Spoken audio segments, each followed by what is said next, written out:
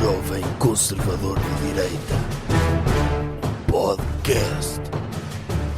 Como é que é, pessoal? Bem-vindos a um episódio normal do podcast Doutor Jovem Conservador de Direita. Finalmente temos um episódio em que não é em direto. Já há muito tempo que não fazemos isto, pois não, doutor? Não, mas é o episódio talvez melhor de sempre. Sabe porquê? Não estamos na mesma sala. Sim, eu percebo que isso é complicado para o doutor, não é? Porque já antes da pandemia, que eu cortava com coisas relevantes, como banho e higiene em geral, porque custa dinheiro e eu faço austeridade na minha vida pessoal. Portanto, sim, sinto-me bem pelo doutor. Percebo que seja melhor para si estar numa sala diferente de mim. E é ótimo e sobretudo... Apesar de eu acredito que tem... Estou a falar para o computador, homem. minhas também. Sim? Sim. Eu estou... Melhor ainda, estou a gravar isto em frente ao computador. Eu posso estar a conversar e estou aqui a preencher folhas de cálculo. Isto é incrível. A partir de agora vamos gravar sempre assim o podcast. Ou seja, o doutor grava este podcast enquanto adianta trabalho de outras coisas, não é? Óbvio. É multitasking. Está, por um lado, a fazer folhas de cálculo, por outro lado, está a fazer pão, não é? Na cozinha, porque é uma coisa que as pessoas fazem agora, é fazer pão. Sim. E está aqui a informar as pessoas sobre a fazer um episódio normal que não é em direto. É um episódio exclusivo para pessoas que ouvem o podcast. Homem, o senhor já não faz isto? Diretos. O senhor já não faz isto há muito tempo. Está muito enferrujado. Avance lá com o programa. Ok. Vou pôr a música. Tema da semana. Doutor, qual é o tema da semana? O tema da semana é telescola. E pois é, agora os garotos já não precisam de ir à escola para ter aulas. Podem ter aulas pela televisão, que é muito melhor. Para si é melhor? Então não é, doutor? Porquê é que é, para si? Então, porque enquanto está a dar a telescola na televisão, eu posso estar desatento e a passar bilhetinhos aos meus colegas, aos meus amigos. Então como é que o senhor passa bilhetinhos? E não temos um professor, pois é também mais complicado, mas posso pedir, meto um bilhetinho no lápis e vou entregar o lápis à casa do amigo a quem eu quero passar um bilhete, enquanto dá a telescola. Isto se eu estudasse neste momento. Mas imagino que seja isso que as crianças fazem hoje. Querem comunicar com os amigos, passam bilhetes e vão levar à casa dela bilhetes com aquilo que têm para dizer. É assim que fazem? Queres namorar comigo? Sim, não, talvez. E depois esperam pela resposta, que a amiga lhes venha trazer o bilhete à casa com a resposta. Pronto, eu concordo. Imagino que seja assim, quebram a quarentena. Deve ser assim, exato, porque nem existem telemóveis para as pessoas mandarem mensagens umas às outras. Ora, eu acho que é positivo haver telescola. Acho que a escola normal devia ser também assim para sempre. Porquê? Pelo menos não tínhamos crianças a serem doutrinadas em escolas públicas para o marxismo cultural. Neste momento, através da televisão, e já vou aos pontos negativos desta telescola, poderíamos doutrinar as crianças para o que sempre existiu. Existia telescola há 40 anos, que acho que foi a última vez que houve telescola, até anteriormente tinha havido telescola, mas havia ensinamentos corretos para a família, para orientar os meninos para outra escola, para orientar as meninas para deixarem a escola, coisas positivas. Podíamos voltar a esse tipo de telescola. Eu isso concordava. Doutor, mas a telescola pode ser marxista cultural também. Se escolherem professores marxistas culturais... Era aí que eu ia chegar, que era o ponto negativo. Agora, esta telescola está a ser organizada pelo governo mais radical de esquerda que alguma vez tivemos no nosso país. E isso é triste. O doutor gostava de ser professor da telescola? Fazia-o com todo o gosto. Seria o meu serviço de ação social. Eu por acaso tenho pena que o doutor, que a telescola não dê na SIC. Porque podiam pôr, por exemplo, o doutor José Figueiras a ensinar geopolítica. Podia. Não é? Sim, o Dr. Nuno Rogério estava ocupado, não é? O Dr. Nuno Rogério estava ocupado. E o Dr. José Figueiras era o assistente dele, é isso? Por nada. Mas eu queria ver o Dr. José Figueiras a explicar o 11 de setembro. Pois, isso é que tinha piada, não é? Ver qual é a posição dele sobre isso. Podia ser que as pessoas... À partida ele não teve nada a ver com o assunto e é completamente inocente. Mas dava também para mostrar a perspectiva dele sobre esse assunto. Podia ajudar também a acalmar algumas teorias que andam por aí. Sim. Por exemplo, o Dr. José Figueiras a falar qual é a opinião que ele tem sobre o fim da história do Dr. Fukuyama. Não é? E ele dizer, não que eu tenha alguma coisa a ver com isso, mas fim da história, a história não acabou, meu amigo. A história continuou e continuou muito forte, com Então, 2 aviões contra um. Sim, mas então espera. O que me está a dizer é, vamos imaginar, e isto é tudo alegadamente, não é? Vamos imaginar que o Dr. José Figueiras teve algo relacionado com o 11 de setembro. Mas teve, não por uma questão ideológica dele, de querer mandar torres abaixo, por causa do imperialismo americano, mas porque ele, academicamente, era um opositor do Dr. Fukuyama. E ele queria estourar-lhe as vendas. Ele queria estourar-lhe as vendas do livro O Último Homem e o Fim da História. E de repente a única forma Provavelmente sim. Ok. Então era por isso. Ele é um intelectual, Sim, o Dr. José provavelmente Figueiras. sim. O Dr. José Ele, Figueiras. como é que eu vou ganhar este debate?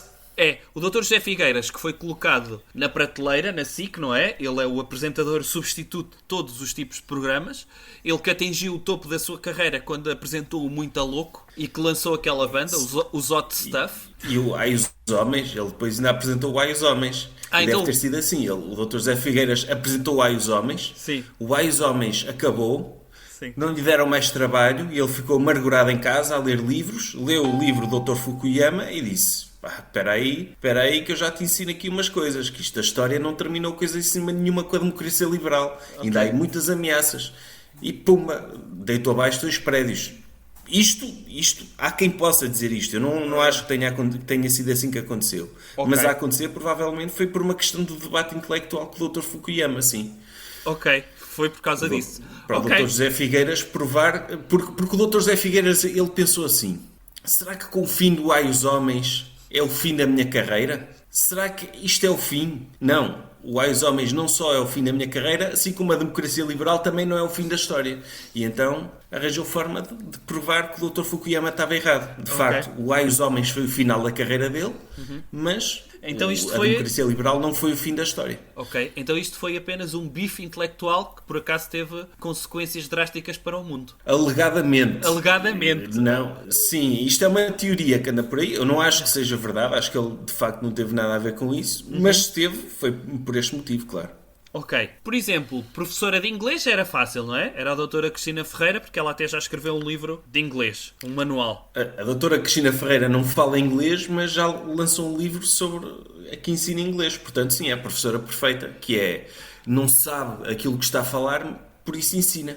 Não Pois é essa é. regra, que não é bom numa coisa ensina. Exatamente. Portanto, Era isso. A doutora Cristina Ferreira ficava e depois as aulas, o intervalo das aulas, as crianças não podem ir à rua, não é? No intervalo das aulas dela, ela apresenta produtos de 760 para as crianças estourarem o plafond de telemóvel dos pais. ou calcitrino, para eles oferecerem aos avós, não é? Podia ser. Que é uma boa prenda. As crianças não podem estar com os avós, hoje em dia, ou pelo menos não é aconselhado. Sim. Então oferecem-lhes aquilo que eles gostam, que é calcitrino. E a doutora Cristina Ferreira até podia fazer chantagem com as crianças, que é, os meninos já foram portadores de vírus, agora compensem o vírus dos vossos avós com calcitrim. Reforcem-lhe o cálcio dos ossos. Apesar daquilo não reforçar, Pois, não é? doutora, Mas... Como ninguém está a ver a telescola, a doutora Cristina Ferreira até pode aproveitar e dizer mentiras no intervalo e dizer que o calcitrino cura o coronavírus, para vender Sim. mais. É bom para a calcitrino e como ninguém está a ver, não é? Só as crianças é que veem, as crianças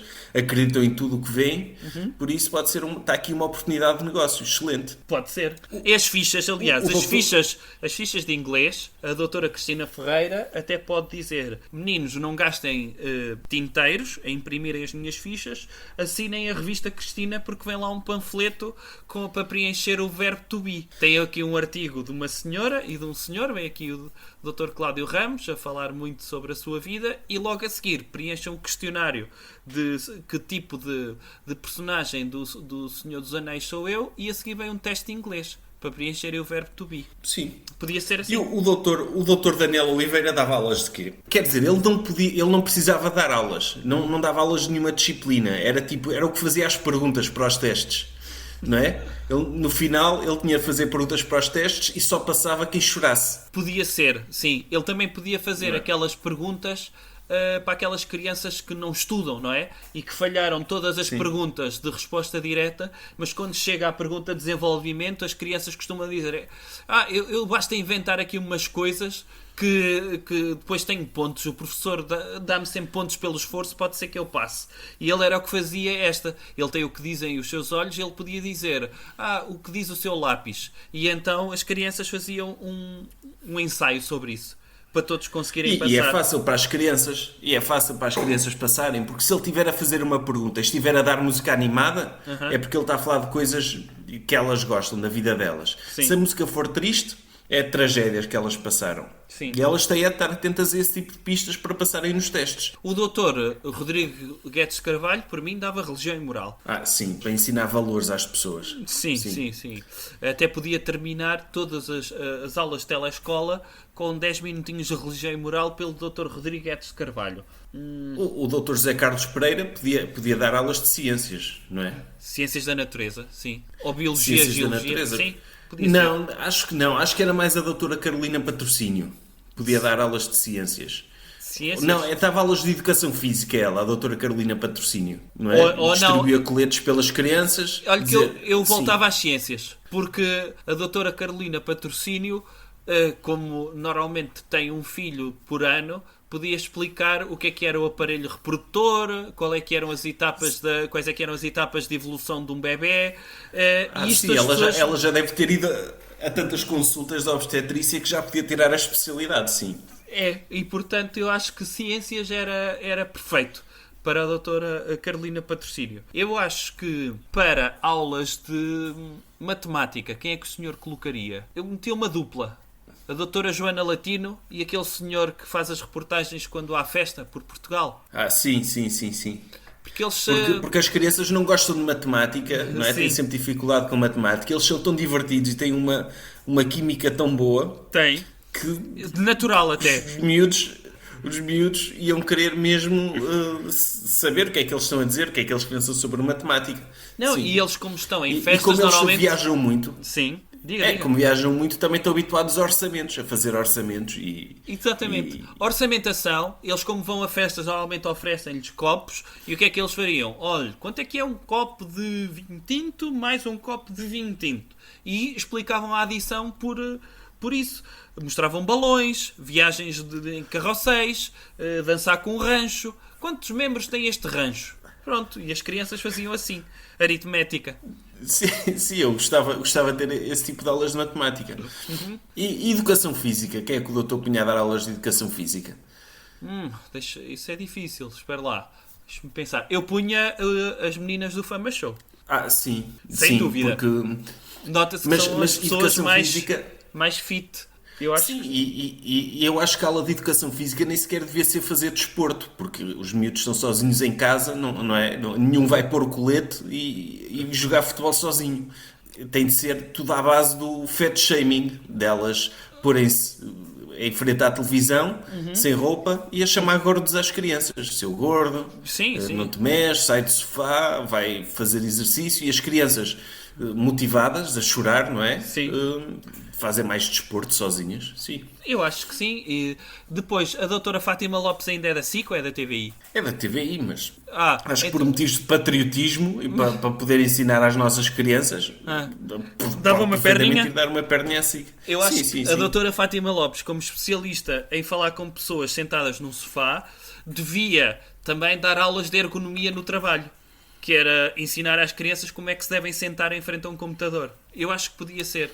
De postura, eu acho que dava. Agora, falta o quê? Falta português. Sim, português. Eu acho que o Dr. Marcos Mendes precisava de uma disciplina. Podia dar aulas de empreendedorismo e networking às crianças. Não é? Porque se vai ser uma telescola virada contra o marxismo cultural, temos de ensinar às crianças competências para serem boas empresárias. Então espera, então nesse caso eu diria que ele poderia dar aulas de motivação, que é ele contar a sua história pessoal e dizer como é que esse espécime, não é? Uma pessoa que tinha tudo para ser um falhado, porque tem uma deficiência na fala, é pequenito, pronto, tudo isso, como é que uma pessoa que cresceu em isolamento social conseguiu se ingrar na vida através de networking.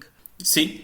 Isto é... Pode ser isso. Ou então, sobre como as crianças não estão fechadas em casa e não têm tanto contato com a natureza, o Dr. Marcos Mendes podia dar aulas sobre como fazer bonsais. Porque Podia. não sabemos quanto mais tempo é que as crianças vão estar em isolamento. Sim. E é uma forma também de estarem junto da natureza, é fazer um bonsai. E o Sim. Dr. Marcos Mendes, como pessoa daquela altura, deve ser especialista em bonsais, não é? Porque para ele um bonsai é uma árvore normal. Sim, aliás, ele até podia ensinar Ele, as quando era crianças pequenino, a ele fazer quando- enxertos em bonsais para criar aquilo em mini laranjeiras, não é?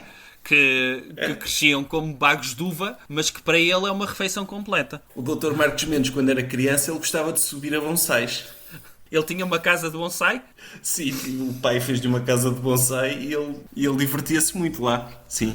Ok. E o melhor amigo dele era um boneco dos Legos. Ah, ele mas achava que era uma pessoa a sério. Ele sentava à mesa, não é? Sim. Ele era maior do que ele, não é? Sim. Ele, se alguma coisa me acontecer, ao menos tu protege-me, ouviste? Sim. Mecânico de Legos. Ele acho que costumava pedir ajuda a esse mecânico de Legos para abrirem os livros gigantes, sabe? Aqueles livros do Asterix que só se abriam Sim. a 6 mãos, porque o doutor... Era. E ele metia-se às cavalitas do amigo Lego para conseguir ler a parte de cima da página. E sabe quem é que era o bully do grupo de amigos, do Dr. Marcos Mendes? Era o boneco do Playmobil.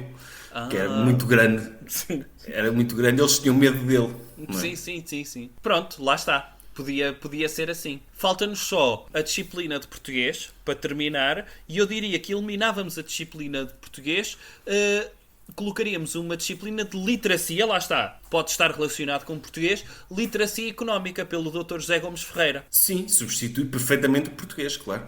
Pronto, as crianças saberem o que é que significa o impacto do coronavírus no PIB, todas essas coisas, saberem como é que funcionam as tranches que vêm do BCE, como é que funciona uma taxa de juro negativa, qual é que é o impacto que tem depois nos bancos privados para emprestarem taxas de juro positivas a 2% e 3%, as crianças saíam deste isolamento social muito melhores pessoas. E o português, as aulas de português, podia ser episódios da Nazaré, da telenovela, não é? Porque conta como literatura. Conta, aquilo já deve ter sido um livro, algures. Portanto, Sim, é literatura obrigatória. Já foi, sim. Já foi um livro, algures. Portanto, aquilo é uma adaptação. É uma espécie, pronto, maias, mas ainda maior. Sim, e chegava como leitura obrigatória ver episódios da Nazaré. Sim, chegava. Acho que sim. E pronto, e tínhamos uma telescola perfeita. Coisas que devemos evitar. Doutor, que comportamento devemos evitar? Devemos evitar deixar morrer a economia. Estou bem preocupado com isso também, por acaso. Está toda a gente. Porque- Não se fala de outra coisa neste momento. Porque eu estava a trabalhar, não é? A fazer o estágio e não recebia, e agora estou em casa e continuo sem receber, mas é chunga. Uma coisa é não receber estando a trabalhar, porque aí uma pessoa está a contribuir para a economia, outra coisa é estar em casa sem receber, não é? Sinto-me um inútil e estou bem preocupado com isso. E acho que valia a pena arriscar algumas vidas e deixar morrer algumas pessoas para eu poder continuar a trabalhar e a dar o meu contributo para a economia. Esse é o debate fundamental que devemos ter nesta altura. Assim como nos obrigaram a ter um debate sobre eutanásia, em que, como é óbvio, éramos completamente contra, não se coloca em causa a vida de pessoas, sobretudo de velhinhos, não os devíamos deixar morrer com eutanásia. Neste momento devemos colocar em cima da mesa, que é um assunto completamente diferente, de deixarmos morrer alguns velhinhos para salvar a economia. Não considera que isto é Que é um bom fundamental? motivo. Pelo amor Doutor, de Deus. claro que considero. Ainda esta semana o Dr. José Manuel Fernandes disse que não se importava, que preferia morrer de Covid-19 do que viver sem liberdade. Ok. E é verdade, precisamos deste discurso inspirador de pessoas já com uma certa idade que digam, ok, deixem-me morrer à vontade, mas não parem a economia, por favor. Não roubem a liberdade às pessoas, deixem-nas sair de casa e se tivermos de morrer, pelo menos morremos por uma boa causa. Aliás, Do que- sabe quem é qual- que fez isso também? Sabe quem é que fez isto? Quem? Devíamos tomar um exemplo histórico. Sabe quem é que fez isto? Foi a cidade de Pompeia. Na cidade de Pompeia disseram, olha, fiquem em casa porque vêm aí as lavas do vulcão que vão derreter as ruas todas. E as pessoas pensaram, e a economia? As pessoas vieram todas para a rua para salvar a economia. É verdade que a cidade de Pompeia deixou de existir porque as pessoas morreram todas na rua, mas a economia continuou a viver. Isto é uma lição muito importante que se tira da história. A culpa disto, tudo, é de quem falou sequer que existia Covid-19. Porque se não nos tivessem dito que isso existia, as pessoas morriam na mesma. Iam morrer bué, ia morrer muita gente. E o pessoal ficava, ui, o que é que se está a passar que está a morrer tanta gente? Mas não se sabia porquê. E a vida continuava normalmente, para quem podia, para quem não morria a vida continuava.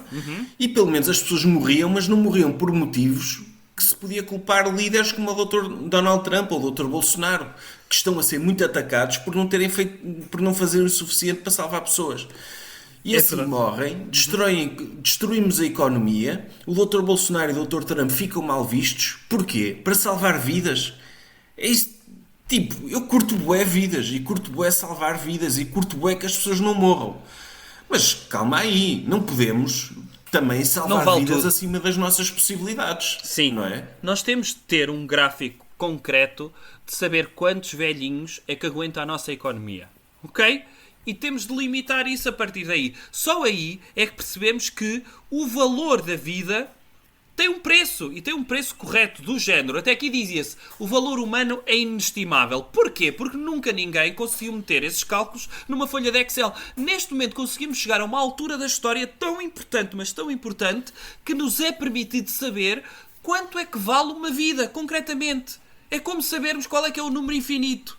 E neste momento conseguimos saber quanto é que vale a vida de um velhinho. A partir do momento em que a vida de um velhinho desce-nos pontos na nossa economia e entramos em recessão, sabemos automaticamente que, ok, esta vida não é para manter, já ultrapassou o valor. Percebe isto? E não só, e acho que isto é até lições que podemos retirar para quando a pandemia passar, não é? Porque se uma pessoa vive e não acrescenta valor à economia, ou pelo contrário, retira valor da economia, para mantermos uma pessoa viva temos de gastar dinheiro, se calhar ela não está aqui a fazer nada, não é? É isso mesmo. E se calhar, eu acredito, lá está, é a questão da falta de liberdade que a mim me assusta mais. Neste momento, se for preciso, há um número muito grande, se calhar a maior parte de velhinhos, isto até devia ir a referendo, que era os velhinhos dizerem, e deve haver muitos velhinhos a pensarem, caramba, eu prefiro falecer já, não me liga um ventilador, prefiro falecer já, do que saber que os meus netos não vão ter acesso a um mercado livre e vão estar privados de terem uma economia mais ou menos normal, que é a economia portuguesa, nunca foi pujante, mas é normal. E depois outra cena horrível que a pandemia trouxe é que agora somos forçados a dar valor a empregados de supermercado, por exemplo. Eu fui estagiar para o doutor, um trabalho de prestígio, mas que não me recebia dinheiro, para não me acusarem, olha, um falhado que vai trabalhar para o supermercado a ganhar o salário mínimo. E agora vejo as pessoas a baterem palmas, as pessoas que trabalham no supermercado. Então e eu, que estava a estagiar para o doutor e não recebia nada, também não sou um herói? Não é? Há coisas claro que que me sim. revoltam. Enfermeiros, qualquer pessoa enfermeiro. Os enfermeiros são tipo os empregados de mesa dos médicos, não é? E agora estamos a valorizá-los como se eles fossem importantes. Ok, podem salvar vidas, mas vidas não é tudo. E as cenas de Excel que eu faço para o doutor? Isso também pode não salvar vidas diretamente, mas é um trabalho bem feito, são coisas que me levam tempo a fazer e ninguém vai bater palmas, ninguém me vai agradecer. São coisas que me revoltam. Não, é isso. Nunca ninguém bateu palmas a pessoas, a CEOs ou pessoas que fazem parte de conselhos de administração, que às vezes têm de estar cerca de 1h30 a ouvir um PowerPoint de uma pessoa e fazer de conta que estão atentas. Certo? Uma pessoa vai a um banco pedir um empréstimo, um crédito à habitação. Consegue um crédito com spread de 3% e taxa variável. Vai para casa e nem sequer se digna a ir à varanda bater palmas ao banqueiro que lhe permitiu este negócio, não é? Sim. É uma vergonha isso. É uma vergonha e não há gratidão. E agora somos obrigados a ser gratos a enfermeiros e empregados de supermercado. Isto revolta-me. Eu não bato palmas. Quando vão para a minha janela os meus vizinhos bater palmas, eu vou apupar o que quer que eles façam. Ah, é? Pronto, está no seu porque direito, sou contra. é a sua Não, liberdade. sou contra porque eu sou a favor da economia. E se a economia só sobrevive permitindo que pessoas morram, eu sou a favor da morte dessas pessoas. Ok. Porque sou patriota. E vivemos em estado de emergência, portanto, se tivermos de estabelecer, assim como libertamos presos, não é? Tinham de cumprir uma pena até ao fim, temos de estabelecer também que há uma pena de morte implícita a favor da economia. Percebe isso? Salvar a economia implica estabelecer uma pena de morte temporária que é implícita. Não estamos a condenar ninguém particularmente, estamos a condenar implicitamente grupos de risco. Mas em prol E de depois quê? há pessoas Da salvação da economia. Claro, e depois há pessoas patriotas que estão a morrer com Covid-19 e que, coitadas, morrem e a morte delas vai para os relatórios da Direção-Geral de Saúde, prejudicando os números do país. Elas deviam ter uma opção de poderem morrer e a morte delas não ser contabilizada com Covid-19. As pessoas poderem dizer, ok, eu estou aqui no ventilador, é provável que eu morra, mas ponha aí outra causa de morte, que eu não quero morrer de Covid-19. Isso E mesmo. contava como... E era bom para a estatística. E aliás, o que não está e devia estar no relatório da DGS era dos óbitos, quantas pessoas é que demonstraram preocupação, qual é que foi a sua última fala, se é que conseguiram falar, o que é que elas disseram antes de falecer. E se calhar íamos ficar surpreendidos porque mais de 90%, isto é o que diz a ciência, deve ter dito, e a economia? O que é que vai sair da economia?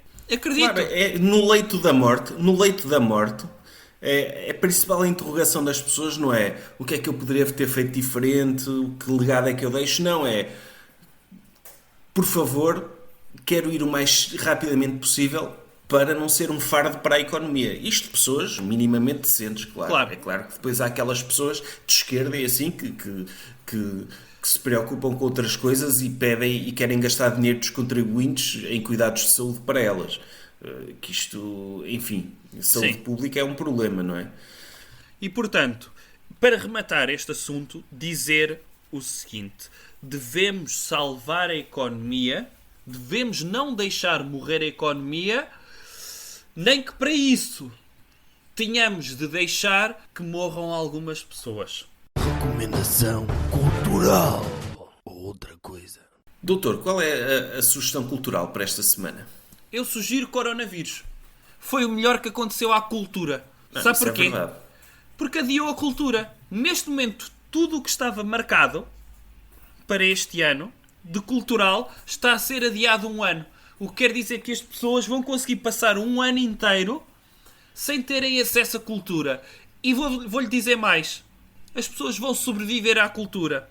E podemos chegar a 2021 e fazer um referendo. Será que queremos mesmo os concertos e os espetáculos de 2020? Se calhar já nem precisam deles. Pois, como é que vai ser, por exemplo, os Oscars de 2020? Sim. Não é?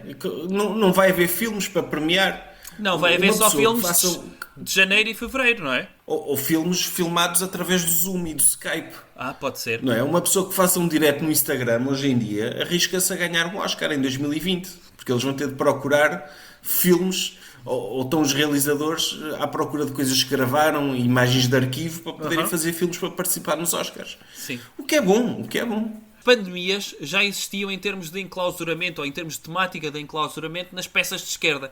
Quando vemos um ator sozinho no meio do palco a gritar, feito um louco, e a perguntar coisas existencialistas e essa treta toda, não é? Portanto, O Dr. Proust, não é? Que escreveu 8 livros fechado no quarto, sobre estar fechado no quarto. certo.